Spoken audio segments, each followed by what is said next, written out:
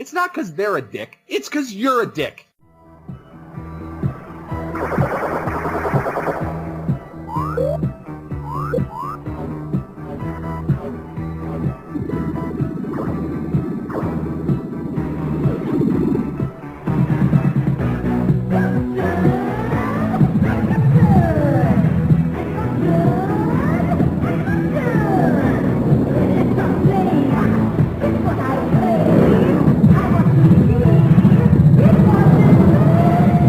RadioDrome. Welcome to another episode of RadioDrome, a fan favorite, I am sure. I am Josh Hadley. With me, as always, is the Cecil. That is me. That is him. And the awake ape from Canada, the Peter. And that is me. That is you. But if you guys want to be you in a sexual context, you go to adamandeve.com. You use the promo code DROME, D-R-O-M-E, and you will get 50% off of a single item, 3 free DVDs, a free sex swing, and free U.S. shipping. All for using the promo code DROME at adamandeve.com. But also, this is the internet, and the internet's a dangerous place, so you need the digital condom that is NordVPN. A VPN is a virtual private network. Basically, it'll help you get around region locking, it'll help you get around certain places you maybe shouldn't be, plus it'll help encode your data. You need NordVPN. So what you gotta do is, you go to 1201beyond.com/DromeVPN.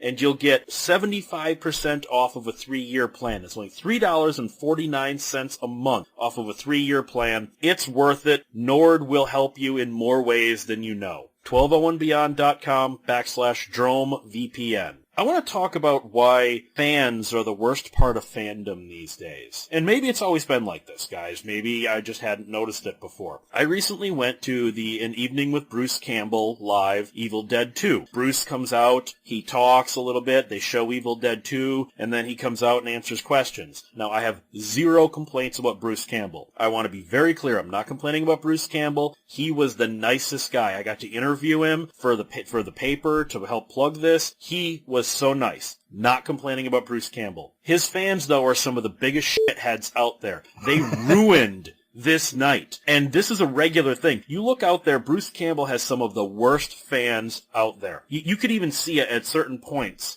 He was just getting fucking irritated. For some reason, and this seems to be, again, maybe this has always been like this and I just never noticed it, fans seem to think that their fandom entitles them to something. Because at this event, people just kept screaming things at Bruce. They kept yelling things out. At one point, he had to adjust his pants a little bit. This lady just starts screaming, "Take it off!" And fans are just screaming things, and they're screaming, "Work shed!" at him. Oh, God. And it's like they all think this is some sort of a weird personal interaction. And then when somebody gets to ask a question, and this is going to make me sound like an asshole, but you got to realize you're in a public setting for a limited period of time. Well, see, I've been a fan for 30 years and I own all your merchandise and my mom showed me all your movies and the introduction takes a minute of this guy telling Bruce his personal story before asking some dumb question like, what was it like shooting Army of Darkness? And you just go, Jesus fucking Christ.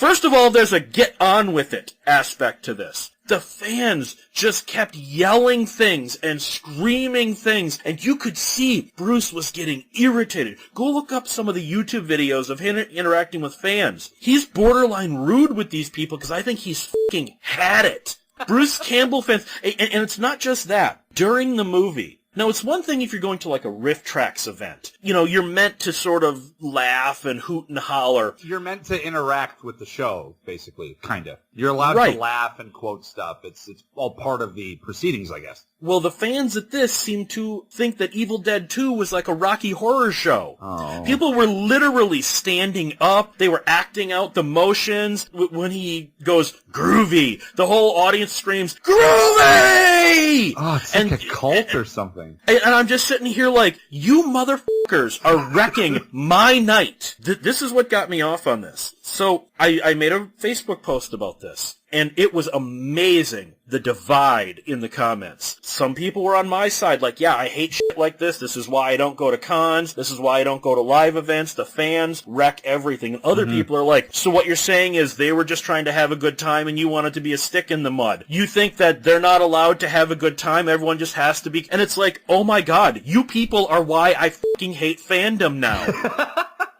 Well, much like how I am when I go to the movies, with the exception of the expected interaction. If something scary happens, you scream, or if there's something funny, you laugh. People don't understand the general aspect of something like Evil Dead, where, okay, yeah, you've seen it a bazillion times, but maybe there's somebody in the audience who this could be their introduction to it. Yeah. You know, they're not expecting it. It's not the Rocky Horror Picture where they announce going to be an interactive event. Now, it's one thing if they would have said, this is the Evil Dead 2, we're going to be interactive with it, or we're encouraging people to yell and hoot and holler and everything. That is a whole other thing. But if they're saying, hey, Evil Dead reunion, whatever, we're going to have an interview with Bruce Campbell, that is not open season to yell at the screen. It's irritating, it's annoying, and I've run into that a couple of times. But in general, a lot of the stuff that I go to, for the most part, thankfully, people are respectful. I've gone to see some Hammer movie marathons, and I've gone to see a few other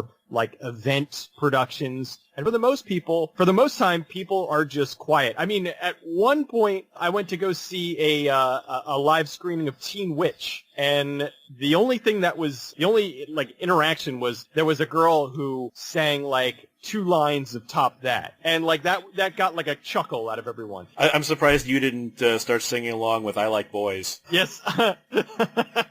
I know you. I know you wanted to. Oh, of course I wanted to. Yeah. Well, when I'm at home with my wife, we're sitting around, we're singing Top That and I Like Boys and all the other fun tunes in that wonderful movie. It irritates me when people don't seem to understand the concept of other people. Fandoms are awful. For the most part, for 80 to 90% of it, fandoms are terrible. They ruin just about everything that they get attached to. Now, there is a difference between someone who likes something, someone who is a fan of something, somebody who, knows all the trivia and stuff and is just, this is cool kind of person. And then there's the fandom person, the person that makes it part of their personality, the person that gets obsessed, the person that will add a celebrity to Facebook and then not only add that celebrity to Facebook or to Twitter, but they'll add their aunt, their uncle, their ex-girlfriend, their brother, their sister, their next-door neighbor, and try to get involved with their lives. They're the people at these events that are screaming things like Josh has been describing. They're the people at events like this that scream,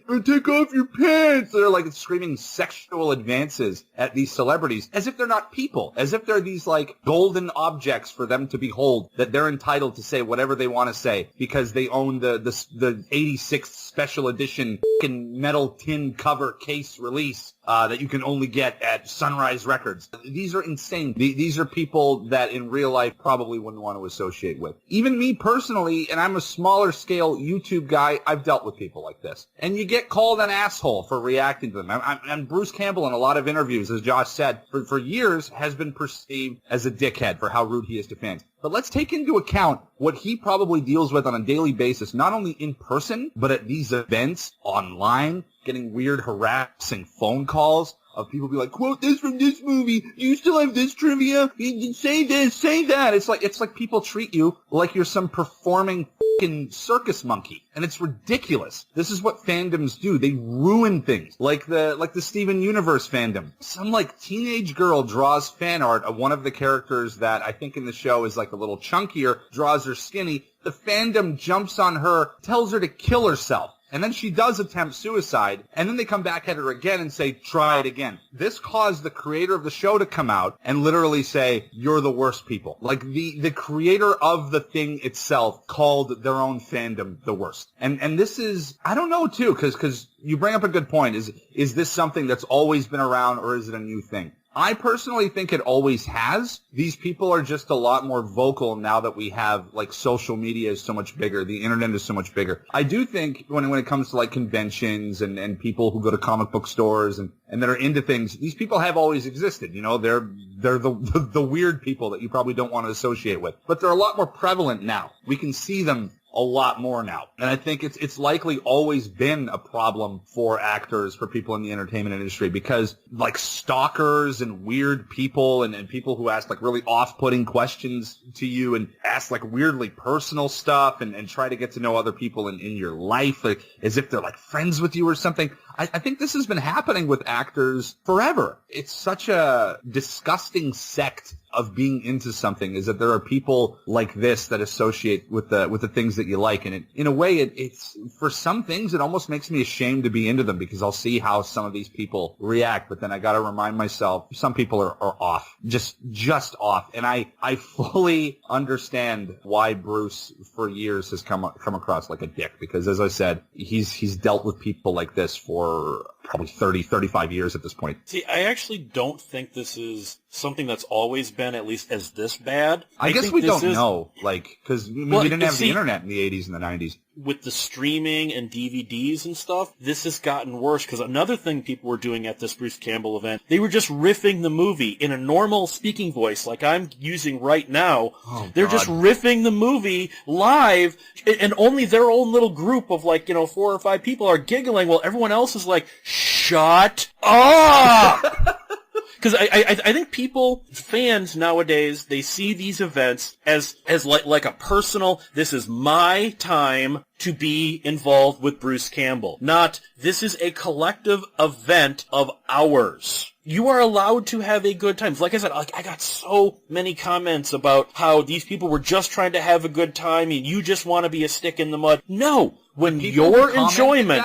I just want to say this. The people who commented that, you guys are one of those people. Yeah, you are what is wrong with fandom. And I just, this is not the only time it happened. I think it was either last Halloween or the Halloween before that. Fathom Events released Night of the Living Dead in that beautiful, elite, remastered print to theaters. You know, the original 1968 Night of the Living Dead. I went to go see that with my friend Hank. We were having a great time, except for there was 2 teenage girls, couldn't have been older than 18, sitting behind us, clearly seeing the movie for the first time. Now remember, this is $15 a ticket for a Fathom event, okay? So they paid $30 to make fun of the movie in a full movie theater. And you ask yourself, what the is wrong with you?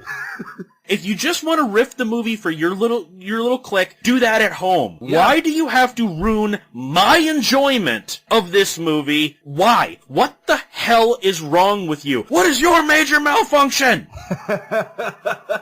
Didn't Mommy and Daddy show you enough attention when you were a child? It all comes across to what I had said earlier. It's that people, again, because of, I don't know, because of the internet, because of social media, because of streaming, people don't seem to realize that there are other people around them, that other people are maybe trying to experience something, and they don't need you yapping or laughing or being a moron there while all this is going on. The other thing that you had brought up, where you were talking about how the people would get up and they would ask them, or they would just monopolize the person's time, again, that falls into that as well. People, it's self-centered, it's very selfish. Like, it's one thing if you went up there and said, hey, Bruce, I'm a really big fan. I've been following you for 30 years. Fine. But when, oh my God, I've been following you for 30 years. I've seen everything that you've done. And it's like, okay, now you're monopolizing everyone's time, because now you're yapping. That's one less person that'll be able to answer or be able to ask a question. Yeah, they're just rude. They're eating all the time and just coming in their pants up on the stage. And it's like, have some self-control and some self-respect, okay? This is a person. Treat them like a person. If you're gonna do that whole shtick, send them, email them or send them a message or something that it's not going to monopolize everyone else's time. But they're up there. It's a way of nerd dick measuring. They can show. Oh, it got even worse than that. Such a big fan. Oh, that's exactly what it is. It got worse than that. at this Bruce Campbell thing, one guy really wanted Bruce to suck his dick because he started with, standing up and he gave one of those long intros, and then he goes, other than the interaction you're having with me right now, what is the best fan interaction you've ever had? What a and cockhead. I looked at my girlfriend and was like, oh my God, I'm feeling like third degree burn embarrassment right now. I would not feel bad if Bruce just smashed that guy in the face. That sounds like somebody who was going for one of two things. He was kind of forcing Bruce to acknowledge him, but he was hoping that Bruce would acknowledge him or would insult him. Validate him. He would have this story. Bruce Campbell told me to off.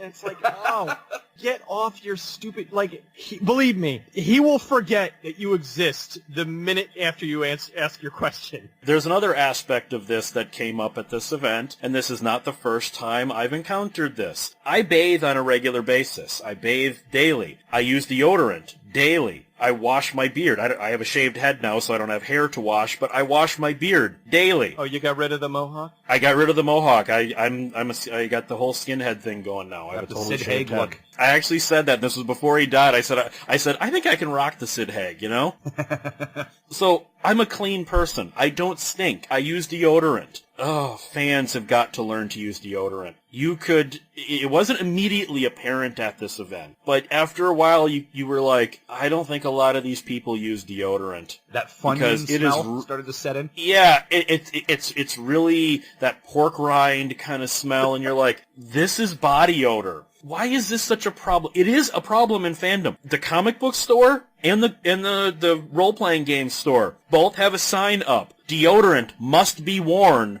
And that sign was not put up without some sort of an impetus to make that sign necessary. It shouldn't be that hard to pluck out a clean pair of clothes from your closet and put on some deodorant, and at least, if you're not going to use soap and shampoo, at least do a hot water rinse in the shower. Before you leave the house, do something. Do not wear clothes that you wore last week that haven't been washed yet. This should be simple. This is like when Homer and Marge are having parental guidance counseling, and Homer is writing down garbage in garbage can. Makes sense. At least take a whore's bath, Mm-hmm. Do a rinse. Do a fucking rinse. Hot water usually will be enough to get some of that stink off you, and get some right guard under your armpits. There you go. And put on a shirt that you didn't wear yesterday. Pretty fucking simple. Yeah, you're going out in public. The least you can do is be clean. Yeah. I think in general, I've had people that will argue that well, maybe those people can't afford deodorant or something. I'm like, if you can afford to go to this event, you can afford deodorant. It's not expensive. You can afford $100 ticket for this huge Comic-Con event, or even a show that's $30-$40 for a ticket or something. That's still, where else is your income going? Dude, the dollar store sells deodorant, okay? Yeah, right. But it'll get rid of, it might smell a little soapy, but that's a lot better than ass. I've been to so many cons and whatnot where there's always at least one person who legitimately stinks. When I was at an event this June, there was a dude who it wasn't a huge event, but there was a guy there who I passed by a few times, smelled like shit.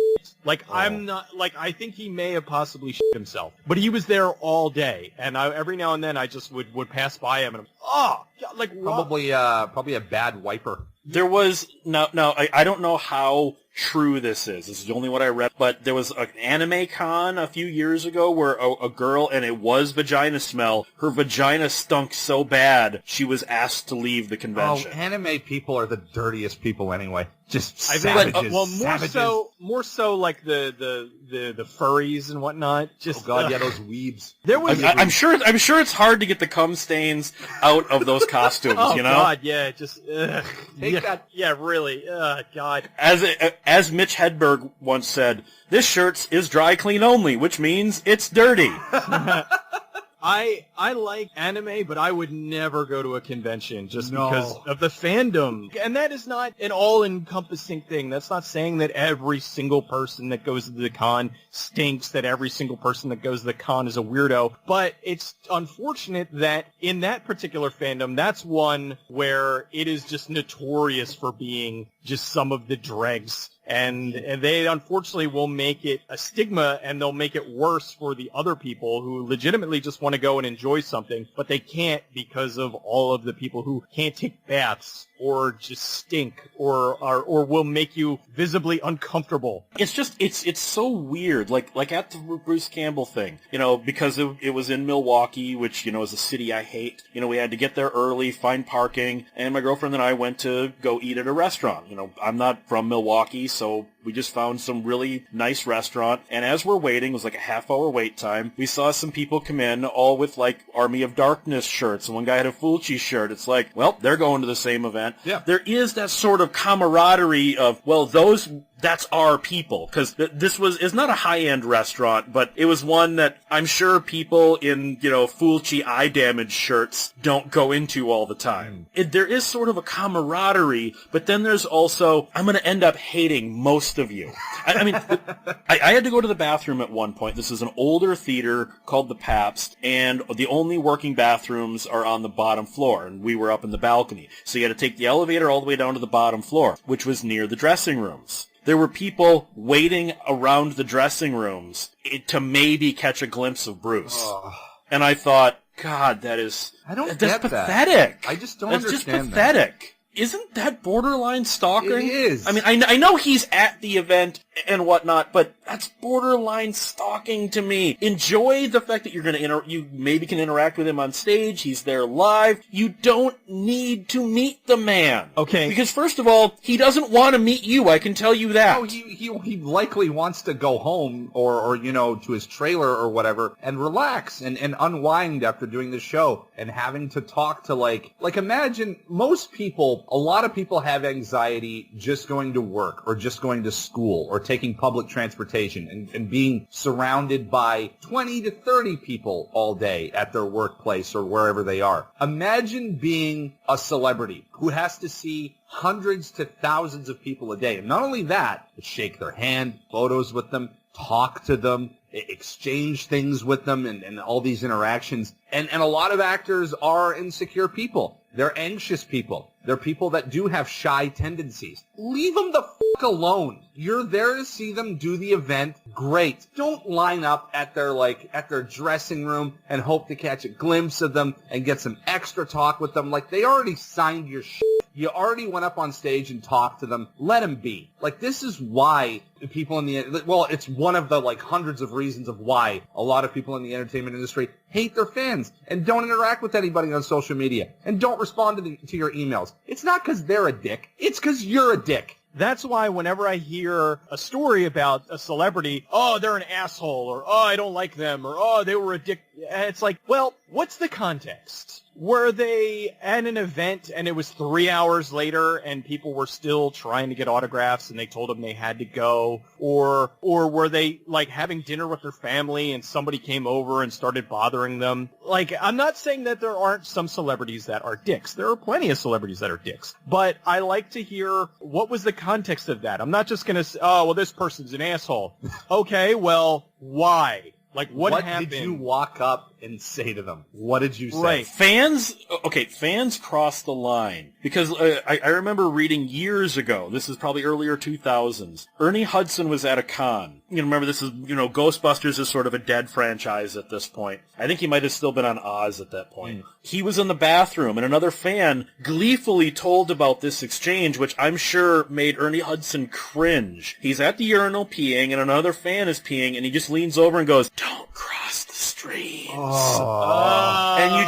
And you just go, Jesus Christ, what is wrong with you? For one, don't talk in the bathroom, ever. I can't, the worst people are loud public bathroom talk people. You're terrible. If you're the type of person listening to this that goes into the bathroom with your friends and you start chattering on and laughing and yelling and shit and talking at the urinal and trying to talk somebody up while they're pissing next to you, you're awful. you're an awful person. And to do that and to think that a celebrity or really anybody is going to think that's funny, to standing next to a person, having like, you're in a public bathroom anyway, you got your dick in your hand in a public place, and you're just trying to take a piss. You're just trying to empty your bladder, and some fucking mouth breather starts talking to you. Like, go away. Bad enough to try to approach a celebrity while they're having dinner with their family or just out and about going to the store or something. They're trying not to be noticed. But at the urinal, savage. You're a savage. When I saw the Misfits in 1998, it was at a small club. It was between bands. The opening band had played and the Misfits were getting ready. Doyle was at the urinal next to me. I pissed next to Doyle. Guess what? I didn't say anything to him.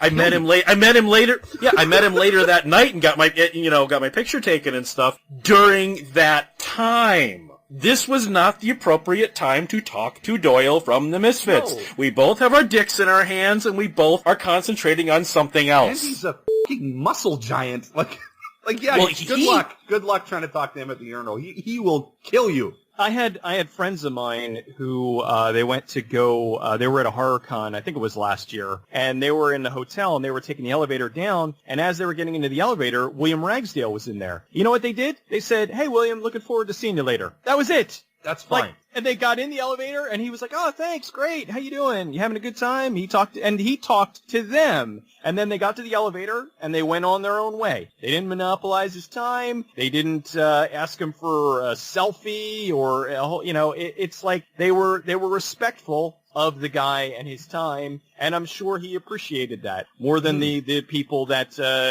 tried to corner him to ask him questions about Herman's head. I brought up Doyle. Doyle got a lot of crap maybe 2 years ago, and at the time I said you're a dick because I think he was being too much of a dick about it, but not why. Where he said he hates interacting with fans. He hates the meet and greets after the show. He hates dealing with these people. And I'm starting to get it. I mean, part of it is you probably shouldn't say that publicly, ranting about how much you hate your fans. And he literally said, "I do not want to even know these people." Okay, that's just kind of being a dick about it. But I kind of get it. Yeah, okay, I kind of see where you're coming from, Doyle. Yeah, in context, he likely wrote that when he had a really bad, day of fan interactions. And he was probably just venting online like we all do and kind of forgot that, he's this celebrity with a platform. But you know what? I remember being a bit pissy when I read that. But looking back on it, I mean, the guy was venting like we all do. I mean, he probably just had a really, really horrible experience and he just wanted to let it out. And he likely does have a whole bunch of just crappy experiences with these people. So he may have, blown it a bit out of proportion, but I totally get where he's coming from. And I kind of take back, what I said about him before when I read it, because yeah,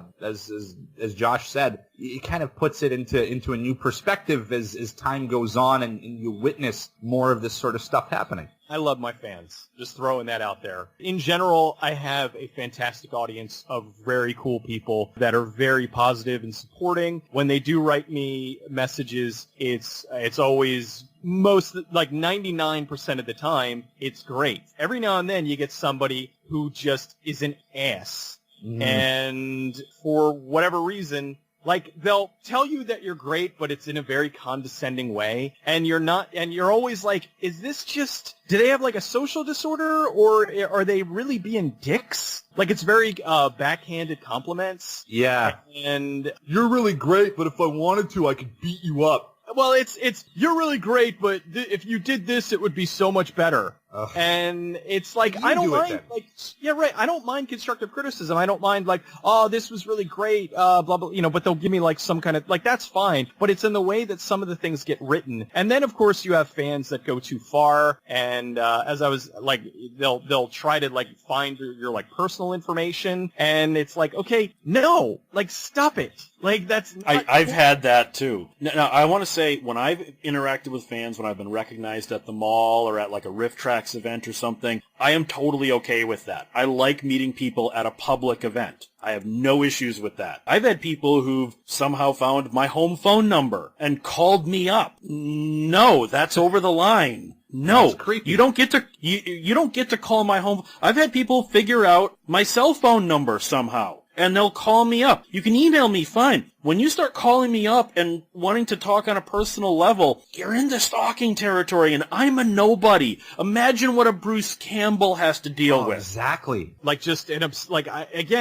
am a relatively small / medium sized YouTuber, and I get a lot of like weird shit. But I can only, God, Mark Hamill, frickin' Bruce Campbell, the people that do these events, I can't even fathom the amount of just nonsense that they have to deal with. I do need to point out, because Cecil brought it up as well, that, you know, most of his audience are good people. Same here. I know I've had a couple of, like, bad interactions with a few people, but I do honestly, sincerely, really appreciate most of you. Like, for the most part, the comments I get are very respectful, even the people that are giving me, like, constructive criticism and stuff. A lot of you really seem like decent, fine human beings. We're not, like, best friends or anything, but it's all good. I don't really, like, it seems like I'm being very venomous here, but I do really appreciate, like, the 99% of most of my supporters. I really, really do love all of you, and thank you. And another thing too,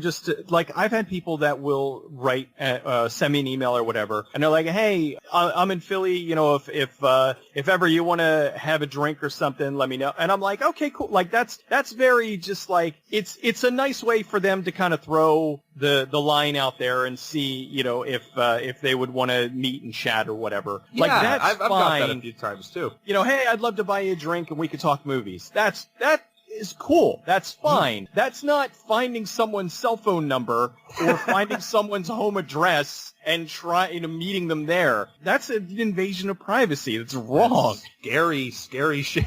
Yeah, like, the person doesn't know who you are. They don't know if you're really a fan or if you're a crazy person. If you're finding someone, like, if you're going to someone's house who you don't know and they're not expecting you, that's kind of being a crazy person. There's people that are criticizing that new Travolta flick, the Fanatic, the one directed by Fred Durst. It is a pretty ridiculous bad movie. film. It is a ridiculous film. I've watched it. It has, I enjoyed it, but I gotta say, it's not wrong. There are people like that. There are insane people like that. It absolutely paints a picture of what some of these people are really like. Like, he is the kind of dude that you would have seen at the event that Josh is talking about. Just a total whack job that's, like, way too entitled, and will show up at the celebrity's house and try to, like, take a picture with them while they're sleeping to pretend like they're hanging out. Like, these people exist, though it's a kind of an over the top caricature. But this film is pretty relevant to, like, what we're talking about and what's going on in modern pop culture right now, and fandom. I think it's an awful movie with an awful script. I loved it. It gets so much wrong, but okay, we'll talk about that at a different point. When it comes to fandom, what happened? Because fandom used to be something that was inclusive. Now it's weirdly exclusive. As fandoms seem to grow, you know, as, like, you know, comic book films and knowing comic books went more mainstream and things like that, it seems like factions were created. Well, I'm a real fan. Because, especially in horror fandom more than anything else, although sci-fi fandom and anime fandom have this too, there's a weird one-upsmanship. Because, like, I heard before the Bruce Campbell thing, you know, when everyone's piling in and I was overhearing all these conversations, there were people that were like, well, no, see, I'm a bigger fan because I have this poster and I have the Thailand poster. Oh, yeah, well, I'm a bigger fan because I actually have a prop from this. And there's this weird one-upsmanship of, nuh-uh, I'm the ultimate fan. It's like what Cecil said. Where did this come from? Like what Cecil said earlier on. It's like fan dick measuring. Yeah, where did this come from? I don't remember this from, like, the 90s. I don't remember being a horror and sci-fi fan in the 90s was like, oh yeah, well, I've got this obscure 3-track album that I imported from Japan and you don't. This didn't used to be like this. There probably were people like that, but as I said, it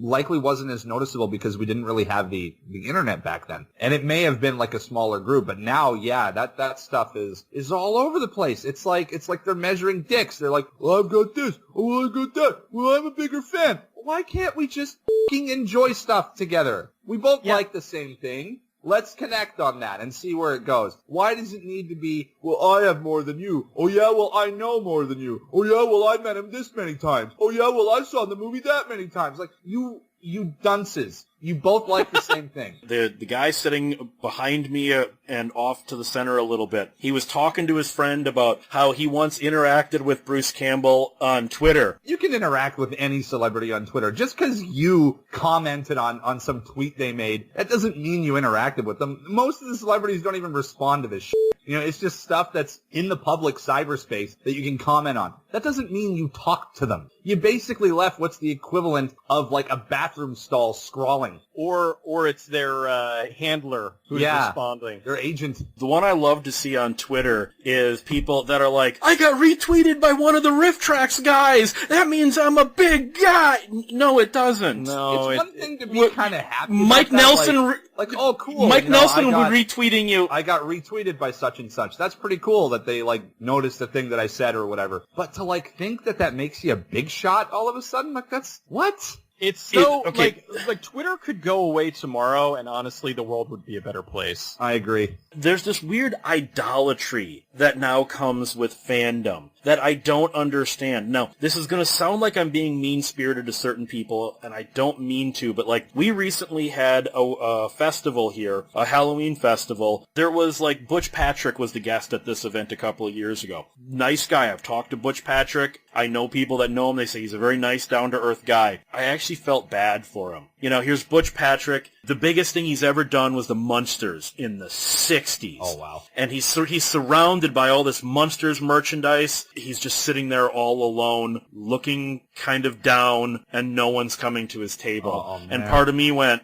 oh, man, you know? Yeah. Well, what about the chick from, like, the first and third Nightmare on Elm Street? Like, she barely did anything, and she still shows up at all these horror cons and has her own booth and has people trying to get her autograph. Like, what has she really been in other than, like, the first couple Nightmares and New Nightmare? I don't remember her in much, but I'm not going to judge that. It's like, okay, she left her mark on horror. You know, she's one of Freddy Krueger's first, like, survivor girls. I can't remember her damn name, but... Heather Langenkamp. Heather Langenkamp, yeah. Why shouldn't she deserve to, you know, have people be fans of her and stuff? She was in, like, a pretty high-profile franchise. She actually moved behind the camera. You see her name on the credits as, like, a producer, and she became a costume designer. She was a costume designer for the Zack Snyder Dawn of the Dead. Oh, cool. She kept working, she just moved behind the camera instead of in front of it. That's awesome. That was kind of like the people who were insulting Emilio Estevez when Charlie Sheen got really big. And they're like, oh, Emilio Estevez, what's he doing? It's like, hey, dummy, he's producing movies now. And he's directing movies. He's producing and directing movies. He's probably making a butt-ton more money than his stupid brother. You know? Yeah, his stupid cokehead brother. Person does make just a few movies and then they move on from acting and they do a convention every now and then. What's that to anybody? Like, we shouldn't really measure that kind of worth. I don't know. In life, there's always going to be someone that's doing more than you or doing less than you. Like, that's, I don't know. I don't feel like that's really something to, like, measure a person's worth on. There's also a thing when it comes to, like, cons, when it comes to the fans. There's, you heard Sid Haig talk about it. There's lots of people that talk about how entitled the fans feel when they meet a celebrity at a con. For one thing, I will not pay for an autograph. I have plenty of autographed items. I will not pay for an autograph. And these people that'll pay $50, $75 for an autograph, $150 for a photo with William Shatner or whatever, that is asinine to me. It's not like you're actually interacting with them. I know you might physically be there with them. You're paying them. It's like a prostitution kind of thing. You know, now, if you meet them and you get to know them and you take a photo with them, that's totally different. But this whole paying for a photograph, paying for an autograph, isn't this prostitution without the sex? You're paying for their time. Now, granted, some things I think are ridiculous, like when the first Thor came out, there was a line around the building, people who paid $300 to meet Chris Hemsworth and get a picture and autograph. I was like, look, the movie might bomb. Like, it was, like, and he might be terrible. Like, you don't know. And he was terrible in that first movie. I thought he was okay. I thought he was, I thought the second movie well, actually, God, second and third movie were terrible. The first one was really one that I thought was tolerable. But that's beyond the point. But the thing is, at like the time, he was a relative nobody, and they were paying just he had huge, just like come off Australian soap operas, basically. The Walking Dead has become the new Star Trek. Remember how the fandom around Star Trek was always the Trekkies, and they would dress up, and they knew all the Klingon languages and all this? I mean, I know Cecil knows this. Yeah. More than anybody. The Shatner thing on Saturday Night Live was perfect, where they're talking to him, and he, hey, you must be at least 40 years old. Have you ever kissed a girl? when I interviewed William Shatner, I brought that up to him, and he actually said, "I can't believe anyone even remembers that sketch." He had no idea how relevant that sketch actually was. That sketch is just as relevant now as it was back in 1988 or whenever it came out. That's 1985, I think. Oh, that sketch is brilliant. But I think it's funny that he didn't realize that, though. Well, yeah. Well, Shatner is kind of aloof when it comes to his own work. When I talked to him, he was actually really down to earth and really nice. Oh yeah, my uncle... I know there are people that have all these negative interactions with Shatner, and I'm like, maybe because I was interviewing him for a promo piece, maybe he was on good behavior. I don't know. He was really nice to me. There's also a chance that he probably humbled himself over the years. Like, there are actors that in their earlier stages of their career can be pretty ego-driven, but then as they get older, they mellow out a bit. Like, that could be the case with Shatner. My uncle interviewed him for 2 hours and said he was just the nicest guy, was completely open, did not have any kind of rider where you couldn't ask him any specific questions. He was really super cool. So yeah, I've always liked Shatner. I mean, come on, he stole Loaded Weapon 1. He stole that movie. Oh, he's terrific. It's funny. People will goof on his acting career, and it's like, hey, okay, look at his career. He's spanned television, movies, everything, and he's not the world's best actor, but he's very charismatic, and that makes up for a lot. Yeah, I mean, he helped pretty much change the face of science fiction with Star Trek alongside Gene Roddenberry and stuff. Like, he's there as a huge part of science fiction history. We owe a lot to the guy, whether or not he's been a dick at certain points in his life or not. He's very relevant. If Star Trek was the only thing he ever did, he's still involved in one of the most landmark sci-fi productions ever made. So, Absolutely. I mean, if that's all he did, he still did a lot more than most. My point was, what Star Trek fandom used to be is now where Walking Dead fandom is. The Walking Dead is the new Star Trek in terms of fandom, and you really see this with the actors. I remember when the chick that played Tara, she hadn't had much of a career before she was on Walking Dead. She'd been on 2 episodes of Walking Dead. And she was commanding $300 for a photograph at cons. And it's like, the fact that you people would pay this is what my problem is. I mean, yeah, I guess I can't fault actors for getting what they can get, although it really does bother me when you see, Jamie Lee Curtis and stuff at cons where they get paid, $60,000 just to attend, plus the $300 for photos and the $150 for autographs that they get all in cash. They can make $200,000 in a weekend, and you go, you're someone that really doesn't need that money, lady, It is a little bit, I personally wouldn't ever pay for an autograph. It's just not so, why do I want a signature of somebody's name? I don't get that. I have a fair amount, but it's usually, there's a point. I'm not just getting an autograph of random person. I'm getting an autograph and a picture with Jonathan Frakes because I named my son after him. So I don't judge people who want to get autographs and stuff.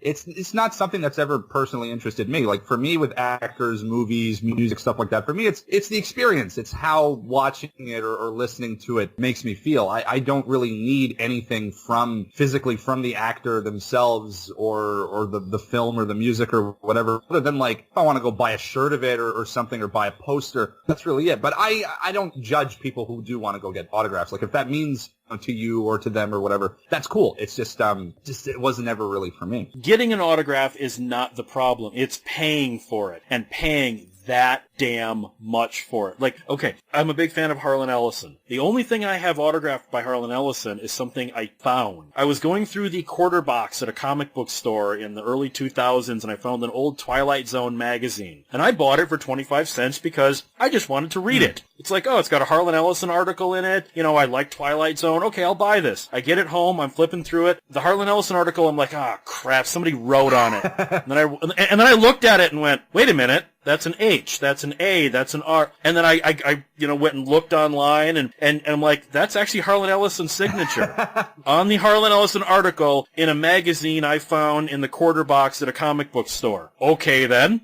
That's actually pretty cool. I have a lot of, I like a lot of the autograph stuff that I have. I actually have had producers and directors and stuff who I've spoken to and done videos on who have sent me posters and autograph stuff. I got a really awesome, I've never seen it before. I did the video on Dark Angel, and I got an autograph thing from Charles Band saying, thank you for doing that. And I was like, oh my God, that's so cool. There's this nice behind the scenes photo that he autographed, and stuff like that is cool. Because it's personal to me. I know I'm not averse to going out and paying for an autograph. I think that they do get a little ridiculous with the costs, but there are some of them that they don't do these very often, and if people are willing to pay for it, well then, all right, fine. I guess the price is right, otherwise nobody would be buying it. See, an autographed item should mean something to the person who is getting it. That they really like this actor, this writer, this director, what artist, whatever. I saw, right after Sid Haig died, all of these autographed posters,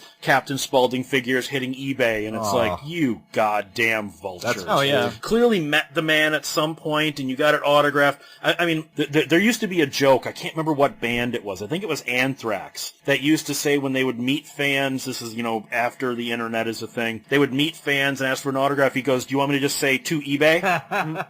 I guess at that point they couldn't fathom that maybe this fan wants to hang it on their wall. And I'm not adverse to this either. When I saw Gwar back in the 90s, I think it was 1999, saw Gwar and the Misfits. Didn't get to meet the Misfits at this show. Gwar, out of costume, were all outside in the parking lot signing stuff. Well, I didn't bring a Gwar CD or anything with me, but I had my tickets. So we had our tickets autographed by Gwar. Just 'cause. They didn't charge, they weren't dicks. Just, okay, autograph my ticket stubs. Yeah, it's something cool. I was at PAX years ago, and I got Freddie W., he's a pretty big YouTuber, to sign my, not ticket, but they have a pass. I got him to sign the back of my pass, and it was just something cool.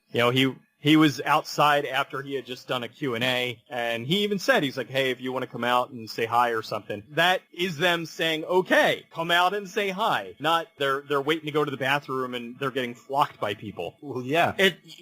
And sometimes a celebrity will do that without announcing it. When I saw Paul Reiser stand up a couple of years ago, there was nothing about he'll be signing autographs after, and so I didn't bring anything. Apparently a lot of other people did. My girlfriend and I got our picture taken with him. We got the tickets autographed. But there were people sitting there with the Aliens box sets and all this, and it was like, did you just expect him to be signing stuff? Because none of this was announced. I didn't expect to get to meet Paul Reiser after the show, I brought it in the hopes of that he would be signing stuff. Yeah, the hope of something. The thing I took away from the Paul Reiser thing, he actually has a bit about tattoos that are hard to read, like when you got a bunch of text written on your arm or something in a tattoo, how that's annoying because, you have to hold the person's arm out to read. My girlfriend has a tattoo full of text on her arm. And when he met us, he held her arm out and then gave her this look. And I'm like, okay, that is the kind of interaction I really like, That's great. Because it fed into what we just saw him ranting about on stage. I have personally never had a negative interaction with any famous person I've happened to meet or run into. I know it happens. But that Bruce Campbell thing in Milwaukee, it pissed me off so much. The night was ruined for me. I came to watch Bruce Campbell and to watch this movie, not watch idiots reenacting the movie all around me, riffing the movie, and screaming out the dialogue to me. That's not what I paid for. And that's what's wrong with fandom. Fans need to learn, shut the f*** up and let other people enjoy the night too. You're not the only one here. This is not your goddamn living room. I mean, there's not really any other way to put it. Stop being so entitled because you like something. That doesn't give you the right to ask really personal questions. It doesn't give you the right to talk during a movie. It doesn't give you the right to monopolize somebody's time. I would basically say what you say in a more polite way. I think that people just need to recognize that there are other people there. And when you are getting up to ask a question and you're giving a bunch of nonsense and not getting to the point, or if you're being rude while there's something playing, or if you're going to an event and you're not wearing deodorant, you're not being aware of the fact that there are other people around you that maybe don't want to have to deal with you. Be respectful of others. And now if people want to bitch at us for this particular episode and the thoughts we've espoused on it, where can people contact the Cecil? You can contact me at goodbadflix.com, as well as goodbadflix on YouTube, Twitch, Twitter, Facebook, and 1201beyond.com. And also, I've met a couple of fans at events. Like, they found out, hey, I'm at this event, can I come see you? Like, they saw, like, I was put on Twitter, I'm at blah blah blah, and they came and I said hi, and it was very cordial and very, very nice. And it was cool because they weren't, oh my god, I have to find you. They wrote and said, hey, I'm here, if could I come and say hi? And I told them where I was, and hey, I'm the guy wearing the hat, because they have no idea what I look like. And it was very nice. It was very cordial, talk for a couple of minutes, say, hey, I like your stuff. I say, hey, thank you, I really appreciate the support, and happy, how you doing? We went on our way. There was I didn't charge anybody for a picture, but I didn't take a picture because I still am trying to keep my anonymity. But I've tried to just, be nice to people. It's not hard. What is hard is being nice to Peter, though. Where can people find him? You can come and try to be nice to me on Twitter at Cinematica, Facebook The Cinemasochist, YouTube The Cinemasochist, Beyond.com, and at Patreon at Cinematica. I'm nice most of the sometimes you might catch me on a bad day. So roll the dice and find out. And you can find me at 1201beyond.com. You can contact this show at 1201beyond@gmail.com. And I do like interacting with people. Like I said, when I'm at a live event at a Riff Tracks or I'm out in public, that's one thing. You come to my house, you call my house, we're going to have a problem. And if you go see the Live with Bruce Campbell thing, shut the fuck up. One foot in the gutter, one fist in the gold. Have a good night.